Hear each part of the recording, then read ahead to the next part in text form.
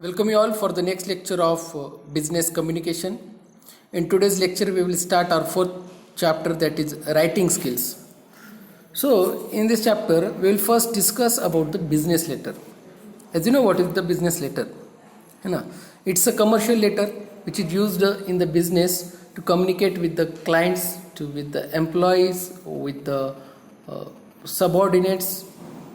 So, business letter is a useful document for communication in the corporate field. Okay, a letter makes a visual impression before it is read, and the first impression is often decisive. Everyone is attracted by good presentable appearance. आता आपण discuss करतोय की appearance of business letter किंवा business लेटरचा जो format आहे तो कसा असला पाहिजे. बिझनेस लेटरचा फॉर्मॅट डिस्कस करण्याच्या अगोदर सर्वात अगोदर आपल्याला बिझनेस लेटर बनवण्यासाठी काही मुद्दे लक्षात घेणे गरजेचे आहे. जेव्हा बिझनेसचा आपण विचार करतोय तर हे फॉर्मल लेटर आहे. बिझनेस लेटर जे आहे ते फॉर्मल लेटर आहे आणि त्यासाठी काही प्रिन्सिपल्स आपण बघितले होते बिझनेस लेटर्सचे. त्यानंतर आपण काही मुद्दे डिस्कस केले होते ज्याच्यामध्ये आपण इम्पॉर्टन्स बघितले होते बिझनेस लेटरचे. आजच्या लेक्चरमध्ये आपण डिस्कस करणार आहेत की बिझनेस लेटर लिहिण्याच्या अगोदर तुम्ही काय लक्षात घेतलं पाहिजे. तर जसं की ते तुम्हाला दिलेलं आहे, stationery must be of good quality. Most companies prefer to use pure white paper with black print. तर बिझनेस लेटर लिहिताना तुम्हाला एक लक्षात घ्यावं लागेल की तुम्ही ज्या स्टेशनरीवर तो लेटर टाईप करतात, ज्या पेपरवर तो लेटर टाईप करतात, तो पेपर चांगल्या क्वालिटीचा असला पाहिजे. आणि मोस्ट ऑफ द केसेसमध्ये तो व्हाईट पेपरच असतो आणि त्या पेपरमध्ये तुमची जी प्रिंट आहे ती कलरफुल नसली पाहिजे. ब्लॅक अँड व्हाईट प्रिंटमध्ये ते लेटर असलं पाहिजे. इन्व्हॉल्प जो तुम्ही त्या लेटरसोबत अटॅच करणार आहेत, ज्या इन्व्हॉल्पमध्ये तुमचं लेटर तुम्ही पोस्ट करणार आहेत, तो इन्व्हॉल्प चांगल्या क्वालिटीचा असला पाहिजे. ठीक आहे. With the same type of print as the letter head. म्हणजे लेटरमध्ये जसं टाईपचा प्रिंट आहे त्याच प्रकारचा इन्व्हॉल्पवर सुद्धा प्रिंट असणं गरजेचं आहे. जी काही टायपिंग तुम्ही करतायत त्याच्यामध्ये ग्रॅमेटिकल मिस्टेक नसल्या पाहिजेत, ते खूप क्लीन असलं पाहिजेत. कुठंतरी खाडाखोड झाली आहे, कॅन्सल करतायत, त्याला करेक्ट करतायत, तशा प्रकारचं लेटर नसावं. स्पेसिंग लाईन्स बरोबर असल्या पाहिजेत. 1.5 किंवा 1चा जर स्पेसिंग देत असताल तर सगळ्या पॅरेग्राफमध्ये त्याचा स्पेसिंग पाहिजेत. अलाइनमेंट हे जस्टिफाईड पाहिजेत ना. एक लाईन वर पुढे येते, दुसरी लाईन मागं येते, अशा प्रकारचे जे अलाइनमेंट आहे ते तसं नसलं पाहिजेत. सगळं एका लाईनीमध्येच सगळ्या सेंटेन्स आले पाहिजेत.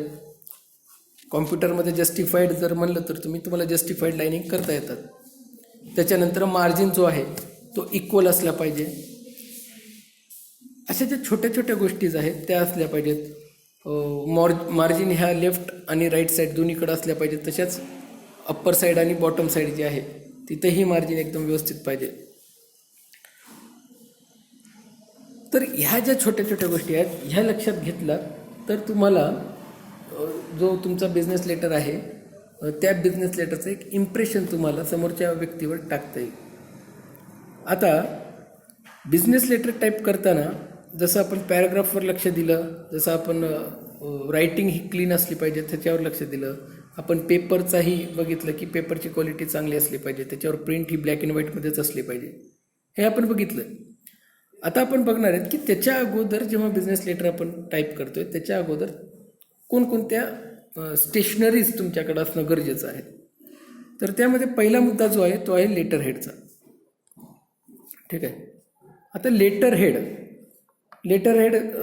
ॲक्च्युलीमध्ये असतं काय, तर तुम्ही जर लेटर हेडचा फॉर्मॅट बघायचं झालं तर हे लेटर हेड असं असतं. एक एक्झाम्पल दिलं इथं एक हिमालय पब्लिशिंग हाऊस नावाचं एक बुक आहे, त्या पब्लिशिंग हाऊसचं लेटर हेड तुम्हाला दिलेलं आहे. तर लेटर हेडमध्ये ॲक्च्युली असतं काय, तर लेटर हेडमध्ये सर्वात अगोदर जो मुद्दा असतो तो असतो कंपनीचं, त्या बिझनेसचं नाव. त्याच्यामध्ये त्याचा कम्युनिकेशनचा जो ॲड्रेस आहे, जसा ईमेल ID असेल किंवा तिच्या रजिस्टर्ड ऑफिसचा जो ॲड्रेस आहे तो असतो. त्याच्यानंतर कॉन्टॅक्ट नंबर असतात. है ना. जर GST नंबर असेल तर GST नंबर असतात. तर ह्या प्रकारच्या ज्या बेसिक डिटेल्स आहेत कंपनीच्या त्या पेपरच्या हेडिंगमध्ये लिहिलेल्या असतात आणि त्या हेडिंगमध्ये ते ऑलरेडी तयार असतात हेडिंग. त्या हेडिंगच्या अंडर तुम्हाला काय करावं लागतं, तुमचा जो मॅटर आहे लेटरचा तो तुम्हाला लिहावा लागतो. त्यामुळं तुम्हाला सर्वात अगोदर जर काय हवं आहे तर तो आहे लेटर हेड. हां, लेटर हेडमध्ये काय काय असतं, नेम ऑफ द बिझनेस, एम्बेलेम, तसंच postal, telegraphic and email address, telephone, telex आणि फॅक्स नंबर वगैरे जे काही बेसिक माहिती आहे ती तुम्हाला लेटर हेडमध्ये लिहिता येते. ठीक आहे. नंतर तुम्हाला जो लागतो तो आहे कंटिन्युएशन शीट. ठीक आहे. कंटिन्युएशन शीट म्हणजे काय, लक्षात घ्या, तुम्ही बिझनेस लेटर लिहितायत बरोबर आहे, पण तो बिझनेस लेटर एका पेजवरच पुरेल असं गरजेचं नाही आहे. तुम्हाला जे काही मुद्दे सांगायचे ते बऱ्याच पेजेसमध्ये आहेत, तर तुम्हाला अजून पेजेस लागतील. तुम्हाला कंटिन्युएशन शीट लागेल, म्हणजे अजून पेपर्स तुम्हाला लागतील त्याच्यासाठी, आणि ते पेपर्स तुम्हाला रेडी करून ठेवावे लागतील सोबतच.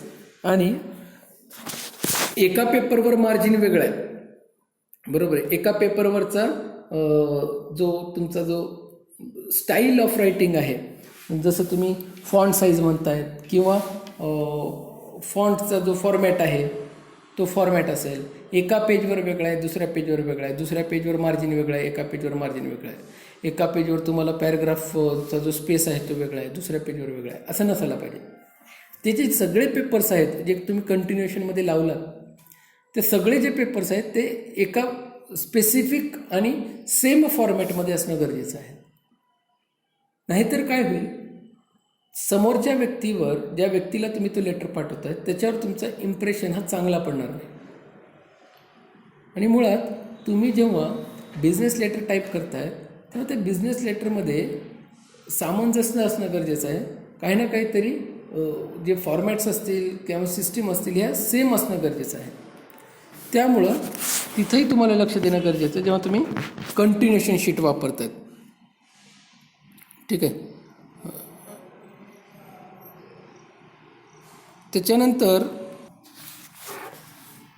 हेही तुम्ही लक्ष द्या की एखाद्या पेजवर तुम्ही तुमचा फॉर्मॅट लिहित आहेत आणि त्या पेजवर फक्त 2च लाईन बसत नाही आहेत आणि त्या 2 लाईन फक्त पुढच्या पेजवर आल्या, तर हा इम्प्रेशन तुमचा बॅड पडतो की पुढच्या पेजला फक्त 2च लाईन होत्या तरीही तुम्हाला पुढच्या पेजला जावं लागलं आणि मग तिथं तुम्ही क्लोजिंग केलेली आहे तुमच्या लेटरची, तर ते बॅड इम्प्रेशन टाकतं. किमान 4-5 लाईन तरी पुढच्या पेजवर तुम्हाला असल्या पाहिजेत लिहिण्यासाठी. मग तुम्ही काय करू शकतात, समजा 2च लाईन पुरत नसतील तर तुम्ही स्पेसिंग कमी करू शकता, थोडंसं मार्जिन कमी करू शकतात आणि त्या 2 लाईन पहिल्याच पेजवर किंवा अगोदरच्याच पेजवर ॲडजस्ट करू शकतात. पण तुम्हाला 2च लाईन लिहायच्या होत्यात आणि त्यासाठी तुम्ही पुढच्या पेजवर आलात तर हे कुठं ना कुठेतरी बॅड इम्प्रेशन क्रिएट करतं समोरच्या व्यक्तीवर. त्यामुळे तिथंही तुम्हाला लक्ष द्यावं लागेल. जो पुढचा मुद्दा आहे आपला तो आहे एनव्हलपचा. Offices usually have envelopes of several sizes for uses according to the size and quantity of a material to be dispatched. The company's name and address are printed at the bottom of the left. Some companies have it printed on the flap of the envelope. तर business लेटरमध्ये तुम्हाला हे एक formal letter आहे, त्यामुळे बिझनेसमध्ये तुम्हाला letters हे बनवावेच लागतात आणि ते कोणते ना कोणते तरी एनव्हलपमध्ये तुम्हाला टाकावे लागतात. मग कंपनीज काय करतात की एक एनव्हलप तयारच करून घेतात, त्या एनव्हलपवर प्रिंटेडमध्ये सगळं काही नाव वगैरे कंपनीचं ऑलरेडी प्रिंट करून आलेलं असतं. तर त्या एनव्हलपमध्ये तुम्हाला तो जो लेटर आहे तो पोस्ट करायचा आहे. आता एनव्हलपच्या साईज कशा असल्या पाहिजेत, तुमच्या लेटर किती मोठा आहे, तुमचे लेटर आणि त्याच्यासोबतचे डॉक्युमेंट्स किती जास्त आहेत, त्या हिशोबाने एनव्हलपचा साईज तुम्हाला डिफाईन करावं लागेल. लेटर आहे छोटं पण त्याच्यासाठी एनव्हलप टाकलं मोठं, तर हे कुठं ना कुठेतरी परत बॅड इम्प्रेशन क्रिएट करेल. त्यामुळे एनव्हलपचा साईज हा तुमच्या लेटर्सच्या क्वांटिटी, त्याच्यासोबतचे जे डॉक्युमेंट्स आहेत त्याच्या क्वांटिटीवर डिफाईन करता येतात. आणि त्यामुळे एनव्हलप हा चांगला असला पाहिजे, क्वालिटीचा असला पाहिजे, त्यासोबतच एनव्हलपवर कंपनीचा ॲड्रेस वगैरे सगळं प्रिंट असलेलं पाहिजे. तर आज आपण हे मुद्दे डिस्कस केलेत. बाकीचे मुद्दे आपण नेक्स्ट लेक्चरला डिस्कस करूया. आज मी इथंच थांबतो. Thank you very much.